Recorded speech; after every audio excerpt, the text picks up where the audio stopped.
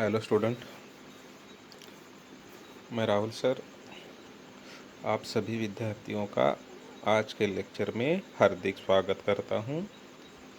देखिए बेटा, मंगलवार के लेक्चर में हमने निबंध के कुछ प्रकार देखे थे। निबंध के बारे में हमने जानकारी हासिल की थी, अध्ययन किया था।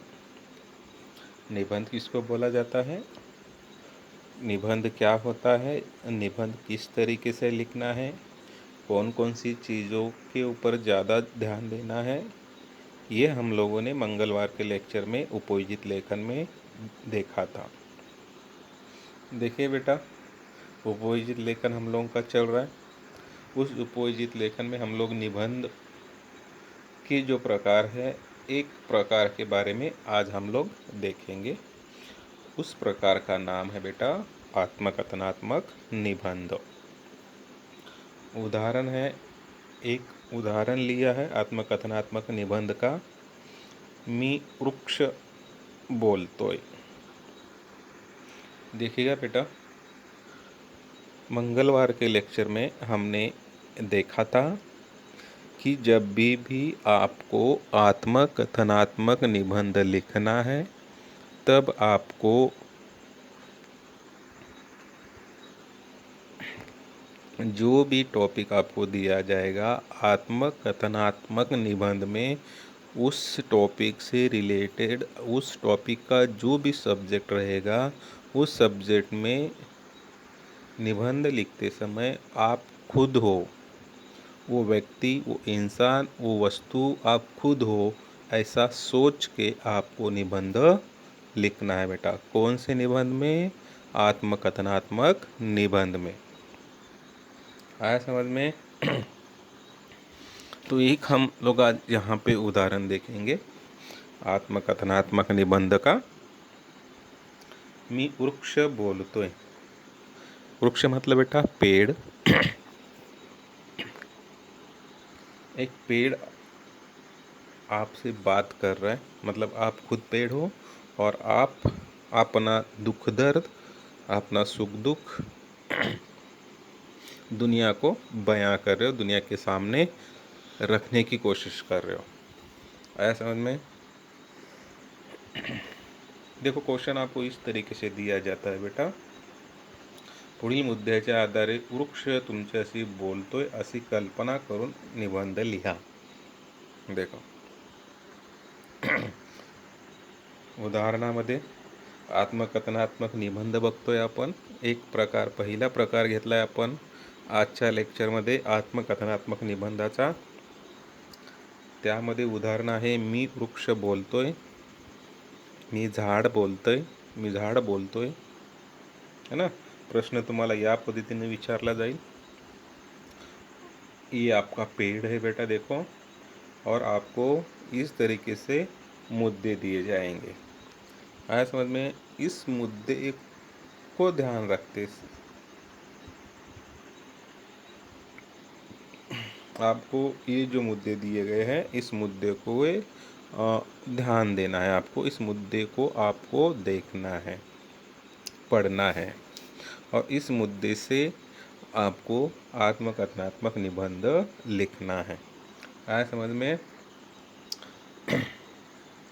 आत्मकथनात्मक निबंधामध्ये तुम्हाला अशा पद्धतीनं काही मुद्दे दिले जातील आणि त्या मुद्द्याच्या आधारे तुम्हाला आत्मकथनात्मक निबंध लिहावा लागेल। देखो कैसे मुद्दे दिए गए हैं। स्टार्टिंग मुद्दा जो दिया गया है बेटा, लहानशा रोपट्याचे मोठे रूप। देखो, छोटा सा पौधा था, पेड़, और छोटे से पौधे का कितना बड़ा पेड़ हो गया बेटा? मोठे रूप, मतलब बहुत बड़ा पेड़ हो गया। माणसाच्या विसाव्याचे ठिकाण, मतलब इतना बड़ा पेड़ हो गया ना बेटा कि इसके छाँव के नीचे इंसान लोग आके आराम करने लगे। विसावा मतलब विश्रांति, आराम करने लगे, एक जगह बन गई है। पेड़ की छाँव में हम लोग बैठते हैं। नेक्स्ट है माणसाच्या अनेक कृतीचा साक्षीदार, और यहाँ बैठ के पेड़ की छाँव के नीचे बैठ के कोई अपनी सुख दुख बांटता है, कोई वहाँ जाके कुछ बातचीत करता है। जितने भी ज़्यादा वहाँ पे कृति काम होते हैं, वहाँ पे जितनी भी हलचलें होती है, वो सब ये पेड़ वहाँ का एक क्या है बेटा, साक्षीदार है। आया समझ में? चलो आगे देखते हैं। माणसाच्या कथा व्यथा माहित, मतलब इस पेड़ के नीचे कोई आके हंसता है, कोई आके रोता है, कोई अपना दुख दर्द दूसरे को बताने की कोशिश करता है। इंसान की जो भी व्यथा है, इंसान की जो भी सुख दर्द है, वो सब इस पेड़ को पता चलता है। प्रेमाने माणसाचा सर्वस्व दान, अभी देखो, और इतना होने के बावजूद पेड़ को ऐसा लगता है कि इंसान बहुत दुख दर्द में है, और इसीलिए पेड़ जो है ना बेटा, ये पेड़ अपना सर्वस्व मतलब अपना सब कुछ इंसान को दान कर देता है ना। पत्ता रहेगा, फूल रहेगा, फल रहेगा, लकड़ी रहेगी, सब अपना सब कुछ क्या कर देता है बेटा, इंसान को दान कर देता है। ऐसा समझ में? मानुष कृतज्ञ वृक्षाला चिंता, अभी इतना दान करके भी, है ना, कोई आपको इतना दान कर देता है, मगर इंसान उसकी परवाह करता है क्या बेटा? नहीं करता है ना, उसको काटता है। और इसीलिए इस वृक्ष को चिंता, मतलब इस वृक्ष को ऐसा लगता है कि मैं इतना सब कुछ इंसान को देता हूँ, फिर भी इंसान मेरे बारे में कभी सोचता है क्या? नहीं सोचता है। आया समझ बेटा? ये आपके मुद्दे हैं। देखिए अभी हम लोग निबंध की तरफ चलते हैं, किस तरीके से निबंध लिखा गया है।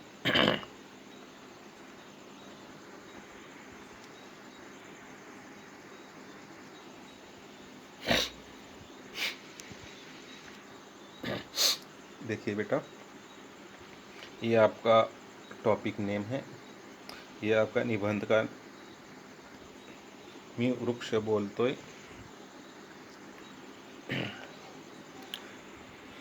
अभी निबंध लिखना स्टार्ट हो गया बेटा। देखिए जैसे कि निबंध लिखते समय, फिर से एक बार बोल रहा हूँ कि मैं खुद हूँ। आत्मकथनात्मक निबंध में ये आपको सोचना है, आप खुद हो ऐसे समझ के आपको आत्मकथनात्मक निबंध लिखना है। अभी देखिएगा, या वाट सरूनो, या माझ्या सावलीत क्षणभर विसावा घ्या, तुम्हाला खूप काही सांगावं असं माझ्या मनात येतंय, ऐकताय ना तुम्ही? बघ, ध्यान दीजिएगा। कितना अच्छा स्टार्टिंग किया गया है। वृक्ष खुद बोल रहा है बेटा, क्या बोलने की कोशिश कर रहा है? या वाट सरुनो, मतलब आपको बुला रहा है। वाट सरू मतलब रास्ते से जाने वाले लोग, है ना। उस पेड़ रास्ते पे खड़ा हुआ है, और उसी पेड़ के नीचे से जो भी लोग जाने वाले हैं उनको पेड़ अपनी तरफ बुला रहा है बेटा। और क्यों बुला रहा है? क्योंकि आप मेरी तरफ आओ और मेरी छाँव में क्षण भर मतलब कुछ पल आके बैठो, और बैठने के बाद मैं आपको कुछ बताने की कोशिश करूँगा। मेरे मन में जो भी चीज़ है, मेरे मन में जो भी दुख दर्द है, ये मैं आपको बयां करूँगा, है ना। जब भी मैं आपको बोल रहा हूँ तो फिर ऐकता है ना तुम्ही? अभी मैं आपको बोलने जा रहा हूँ तो आपको सुनना है। फिर बोल रहा है ऐका ऐका तर मग। अभी देखो, आप आए, बैठे, अभी मैं आपको बताने की कोशिश कर रहा हूँ, आपको सुनना ही है। आया समझ में बेटा? देखिएगा, तुम्हाला आता मी हा असा महावृक्ष दिसतोय, माझं वय 100च्या वर गेलेला आहे. तर खरं तर जन्माच्या वेळी मी अगदी लहानसं रोपटं होतो. हळूहळू मोठा होत गेलो. काही समजूतदार व्यक्तींनी माझ्या खोडाभोवती छानसा पार बांधला. अभी देखो कितना अच्छा दिया गया है. पेड़ खुद बोल रहा है. देखो पेड़ क्या बोल रहा है. जब अभी मैं आपको इतना बड़ा दिखाई दे रहा हूँ ना, मैं एक छोटा सा पौधा था. रोपटा मतलब लहान सा रोपटा, एक छोटा सा पौधा था. अभी मेरी उम्र कितनी हो गई बेटा? 100 से भी ज़्यादा मेरी उम्र हो गई है. ऐसा समझ में. और जो समझदार लोग हैं, उन समझदार लोगों ने मेरे खोड़ा बहुत ही मतलब पेड़ का जो बुंदा होता है, पेड़ का जो फर्स्ट जो जड़ होती है उसको खोड़ बोला गया है मराठी में. उस खोड़ा बहुत ही छान सा पार बांधला. मतलब उस खोड़ को मतलब वहाँ पे एक बैठने के लिए पार, वहाँ पे बैठने के लिए पत्थर का एक उसको मराठी में वट्टा यानी पार बोलते हैं. लोग वहाँ आके बैठेंगे. इस तरीके का वहाँ पे बनाया गया है. आया समझ बेटा. आगे देखिएगा. माझ्या सहवासात माझ्या जीवाला थोडं तरी सुख मिळतं. येथे बायका मुलं तऱ्हेचे लोक याची सतत वर्दळ असते. मुलं उत्साहाने बागडतात. बायका आपापल्या सुखदुःखाचे देवाणघेवाण करतात. काही उत्साही माणसे तावातावाने वेगळ्या विषयावर चर्चा करतात.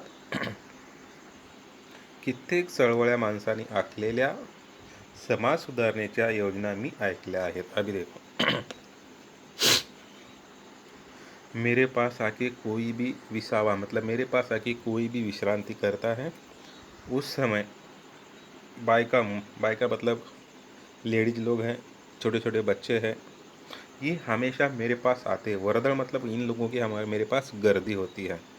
और ये सब मेरे पास आके उत्साहाने मतलब खुशी के मारे क्या करते हैं, नाचने लगते हैं. और महिलाएं लोग जो अपनी एक दूसरे की जो सुख दुख की देवान घेवान है, एक दूसरे की सुख दुख को शेयर करने की कोशिश करते हैं. और बाकी जो लोग हैं तो वहाँ आके मेरे पास मेरे नीचे बैठ के अलग अलग विषयों पर बातचीत करते हैं. ऐसा समझ में. और इतना सारा मैं यहाँ पे सुन चुका हूँ. ऐसा समझ बेटा. आगे देखिएगा.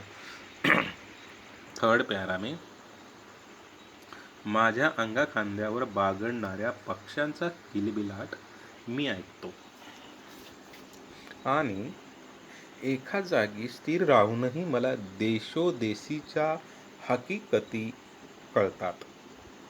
माणसाच्या कितीतरी पिढ्या मी पाहिल्यात.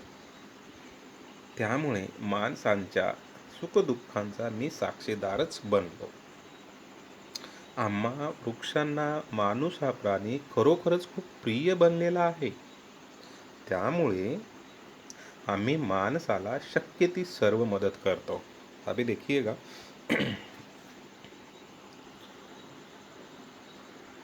मेरे जगह पे मेरे पेड़ के ऊपर जो छोटे छोटे पंछी लोग हैं, उन लोगों का किलबिलाट, उन लोगों का शोर शराबा, ये मुझे बार बार पसंद आता है.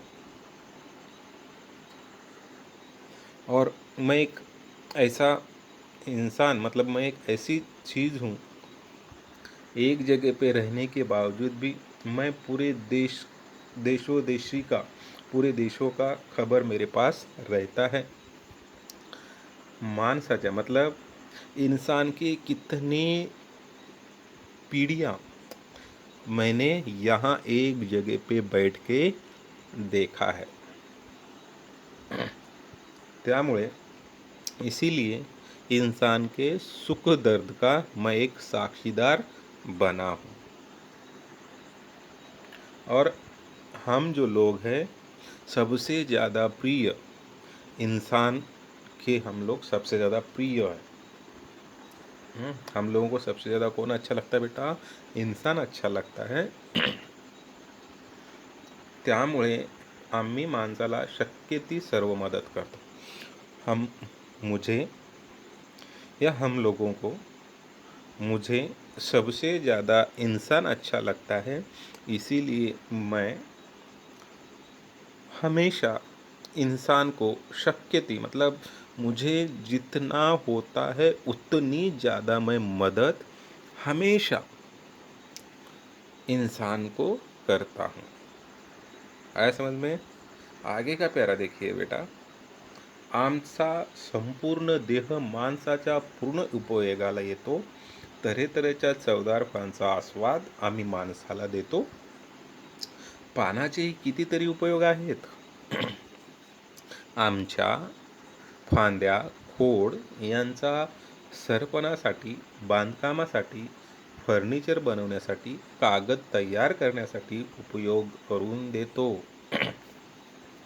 देखिएगा क्या बोला गया है। अभी मैं या हम लोग, मैं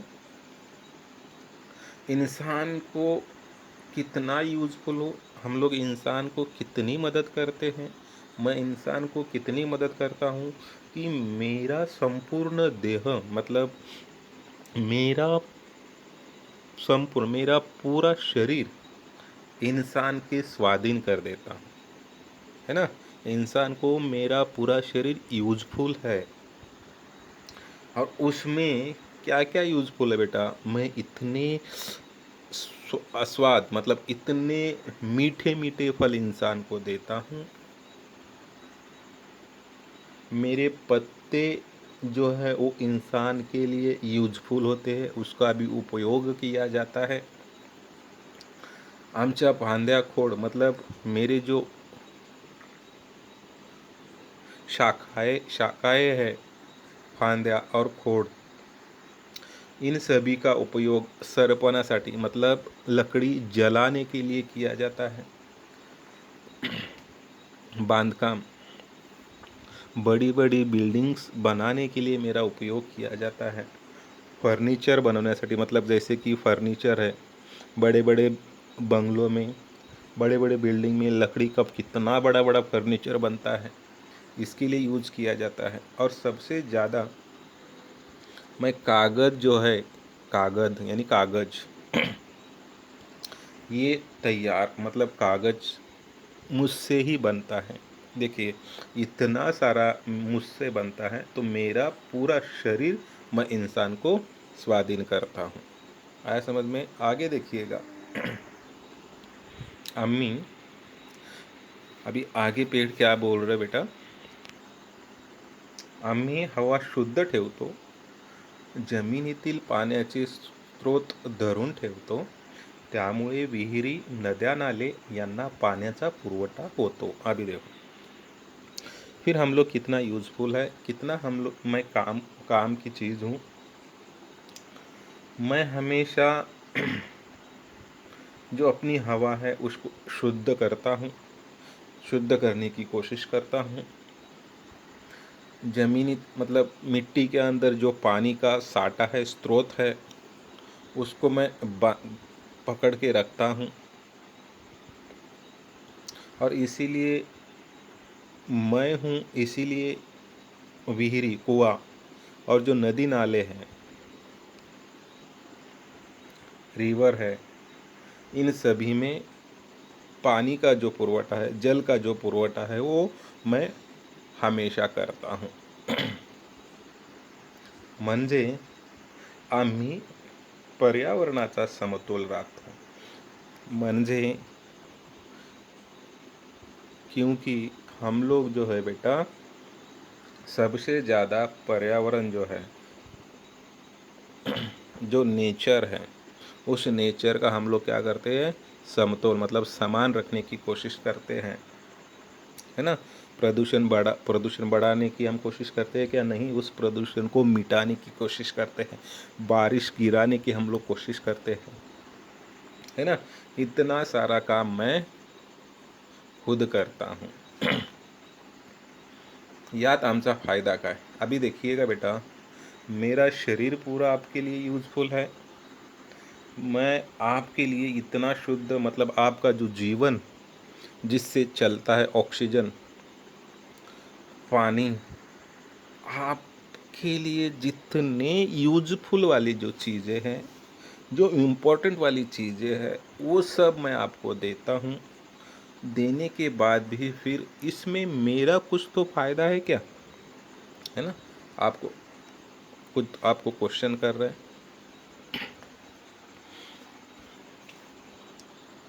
आमचा फ़ायदा काय? मतलब हम लोगों का उसमें कुछ फ़ायदा है क्या? काहीच नाही।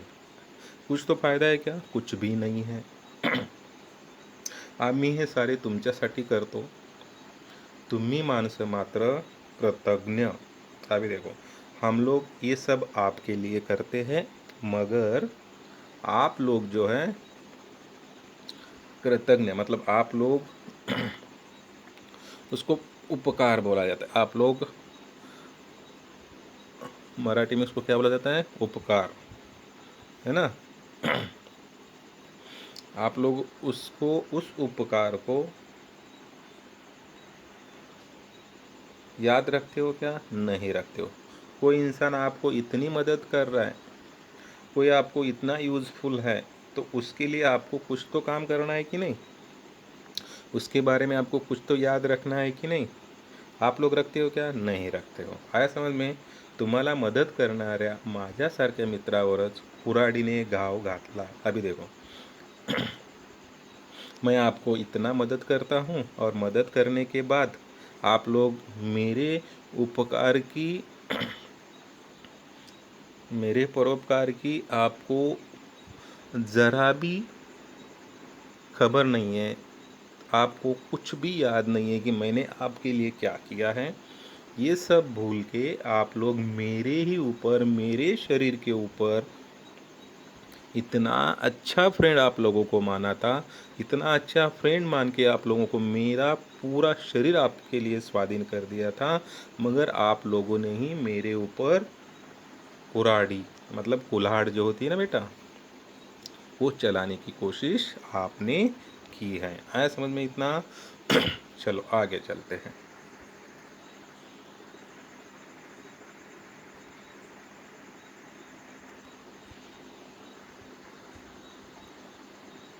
अभी देखिएगा,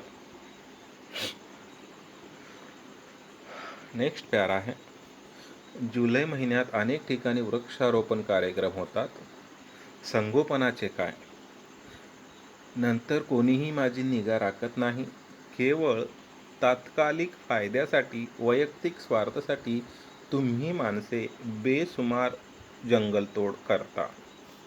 अभी देखो, जुलाई मंथ जैसे ही चालू हो जाता है ना बेटा, उस समय बहुत सारे वृक्षारोपण, मतलब पेड़ लगाने का कार्यक्रम लोग करते हैं। हाँ, और पेड़ लगाने का कार्यक्रम करने के बाद एक पेड़ लगाते हैं, उसको 5-6 लोग पेड़ को हाथ लगा के फ़ोटो खींचते हैं कि दुनिया को पता चले कि हम लोगों ने इतना पेड़ लगाया है ना? पेड़ लगा के छोड़ दिया, मगर उस पेड़ को कितने लोगों ने अच्छी तरीके से संभाला है, उसकी निगाह यानी उसकी परवरिश की है। संगोपन मतलब क्या बेटा? परवरिश की है। क्या है? क्या नहीं की है। नंतर कोणी निगाह रखा नहीं, मतलब बाद में एक बार पेड़ लगा के हो गया, फ़ोटो खींच लिया, तो बाद में हमारे पास कोई आता नहीं है। और ये सब लोग उनके खुद के स्वार्थ के लिए, मतलब लोगों को, दुनिया को दिखाने के लिए ये लोग सब करते हैं। और इंसान जो है बेटा, इतना स्वार्थी बन गया है खुद के लिए, इतना स्वार्थी बन गया है कि बहुत अपने स्वार्थ के लिए, अपने फ़ायदे के लिए इंसान पूरा जंगल तोड़ कर रहा है ना? पूरे जंगल को तोड़ने की कोशिश कर रहा है। खरं म्हणजे याचे पुढे होणारे गंभीर परिणाम तुमच्या लक्षातच येत नाहीत। आज या आज ना उद्या ते त्यांना त्यांच्या मुलाबाळांना भोगावे लागणार आहे। अभी देखो, इतना सारा पेड़ आप कटाई कर रहे हो, इतना सारा पेड़ आप काट रहे हो, मगर इस पेड़ काटने से आपको इतने बड़े परिणाम जो है, इतने गंभीर परिणाम है, इस परिणाम आपको समझ में नहीं आ रहे। आप स्वार्थ के लिए पेड़ काट रहे हो, मगर आज नहीं तो कल आपको भी समझ में नहीं आएगा, मगर आपके जो बच्चे लोग हैं उनको इस परिणाम के, इस गंभीर समस्या के बारे में कभी तो कभी पता जरूर चलेगा। आया समझ में बेटा? आगे देखिएगा। लास्ट पॅरा जो है, आत्ताच अनेक ठिकाणी कधी कधी भीषण दुष्काळ पड़तो। अभी देखो क्या परिणाम आएंगे बेटा, पेड़ की ज़्यादा कटाई होती है तो बहुत जगह पे दुष्काल मतलब बारिश नहीं होती है, वहाँ पे दुष्काल पड़तो मतलब वहाँ पे दुष्काल आ जाता है ना, अकाल पड़ जाता है, बारिश नहीं होती है तो सैकड़ों मानसी मृत्युमुखी पड़ता। और यहाँ पे इतना बड़ा अकाल आ जाता है तो खाने के लिए कुछ नहीं मिलता है, पानी नहीं मिलता है, सब तो पेड़ से ही मिलता है ना। तो ये नहीं, ये पेड़ों की कटाई हो जाएगी तो अकाल आ जाएगा, इंसान मर जाएंगे और ही माणसाची कर्माचीच फळे। और ये जो इतना सारा अकाल आया, बहुत सारे लोग मर गए, तो ये कर्म मतलब ये काम किसने किया बेटा, इंसान ने किया है। इसीलिए इंसान को उसकी काम के बदले, है ना, उसकी जो फल है उसको मिल रहे हैं। हे लक्षात घेतलं नाही तर आमच्याबरोबरच सर्व जीवनसृष्टीच नष्ट होईल। अभी आप लोगों को ये चीज़ याद रखनी है। अगर ये चीज़ आप याद नहीं रखोगे तो आपको ये जो नेचर है, ये जो जीव सृष्टि है, ये पूरा क्या हो जाएगा बेटा, ख़त्म हो जाएगा। आया समझ में? तेव्हा या वाटसरूंनो तुम्ही लोकांना समजावून सांगाल का? अभी फिर से लास्ट में पेड़ बोल रहा है कि ये रास्ते से जाने वाले लोग, ये रास्ते से जाने वाले इंसान, ये रास्ते से जाने वाले मानव जाति, आप लोगों को खुद को, लोगों को समझाना है, इंसान को समझाना है कि हम लोगों के ऊपर थोड़ा सा रहम करो, है ना। ये सब आप लोगों को, इंसान को बताना है। और लास्ट में बोलता है कि सांगाल का और आप लोग इंसान को बताओगे कि क्या फिर से इतना सारा अच्छे से एक पेड़ कोशिश कर रहा है और एक पेड़ कितना यूज़फुल है ये इंसान को बताओ, और फिर जाके इंसान पेड़ की कटाई करना रुकेगा और अकाल जो पड़ा हुआ है उस वो अकाल नहीं पड़ेगा और इंसान मृत्युमुखी मतलब इंसान मरेंगे क्या, नहीं मरेंगे। इस सभी के ऊपर आपको क्या देना है बेटा, ध्यान देना है। आया समझ में? यहाँ ये था आपका मी वृक्ष बोलता, यानी मैं पेड़ बोल रहा हूँ, ये निबंध था, आत्मकथनात्मक निबंध यहाँ पे ख़त्म हुआ है। आया समझ में? देखिए कौन सा निबंध था बेटा, ये मी वृक्ष बोलते हैं, ये आपके टॉपिक थे। आया समझ में? तो यहाँ पे हमारा फर्स्ट उदाहरण ख़त्म होता है। आया समझ बेटा? Thank you all student.